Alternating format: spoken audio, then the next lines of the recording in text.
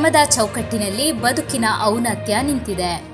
ಬ್ರಹ್ಮಕಲಶದಂತಹ ಕಾರ್ಯಕ್ರಮದಲ್ಲಿ ಭಾಗವಹಿಸಲು ಅವಕಾಶ ಸಿಗುವುದು ಬದುಕಿನಲ್ಲಿ ಸಿಗುವ ಅಪರೂಪದ ಅವಕಾಶ ಎಂದು ಕೀರ್ತೇಶ್ವರ ಶ್ರೀ ಸದಾಶಿವ ದೇವಸ್ಥಾನದ ಬ್ರಹ್ಮಕಲಶೋತ್ಸವ ಸಮಿತಿಯ ಗೌರವಾಧ್ಯಕ್ಷರಾದ ಮೋಹನ್ ಶೆಟ್ಟಿ ತೂಮಿನಾಡು ನುಡಿದರು. ಅವರು ನಿನ್ನೆ ಬೆಳಗ್ಗೆ ಮಂಜೇಶ್ವರ ಬಳಿಯ ಕೀರ್ತೇಶ್ವರ ಶ್ರೀ ಸದಾಶಿವ ದೇವಸ್ಥಾನದ ಪುನರ್ ಪ್ರತಿಷ್ಠಾ ಅಷ್ಟಬಂಧ ಬ್ರಹ್ಮಕಲಶೋತ್ಸವದ ಆಮಂತ್ರಣ ಪತ್ರಿಕೆಯನ್ನು ಬಿಡುಗಡೆಗೊಳಿಸಿ ಮಾತನಾಡಿದರು.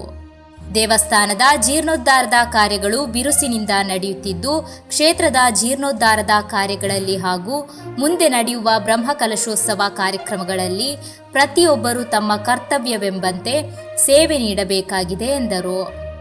ಕ್ಷೇತ್ರದ ಪ್ರಧಾನ ಅರ್ಚಕರಾದ ರವೀಶ್ ಭಟ್ ಕಾಸರಗೋಡು ದೇವರ ಸಾನ್ನಿಧ್ಯದಲ್ಲಿ ವಿಶೇಷ ಪ್ರಾರ್ಥನೆ ಸಲ್ಲಿಸಿದರು. ಕ್ಷೇತ್ರದ ಆಡಳಿತ ಮುಕ್ತೇಸರರಾದ ವಿಶ್ವನಾಥ ಪೊಯ್ಯಕಂಡ ಸಮಾರಂಭದ ಅಧ್ಯಕ್ಷತೆಯನ್ನು ವಹಿಸಿದ್ದರು.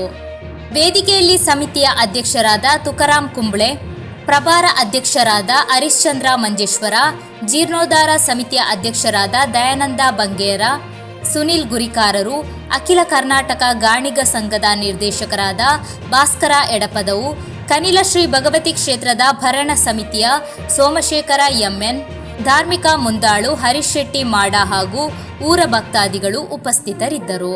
ಬ್ರಹ್ಮಕಲಶೋತ್ಸವ ಸಮಿತಿಯ ಪದಾಧಿಕಾರಿಗಳಾದ ಉದಯ್ ಕುಮಾರ್ ಆನೆಬಾಗಿಲು ಸ್ವಾಗತಿಸಿ ನಿರೂಪಿಸಿ, ಪ್ರದೀಶ್ ಅಂಜರೆ ವಂದಿಸಿದರು.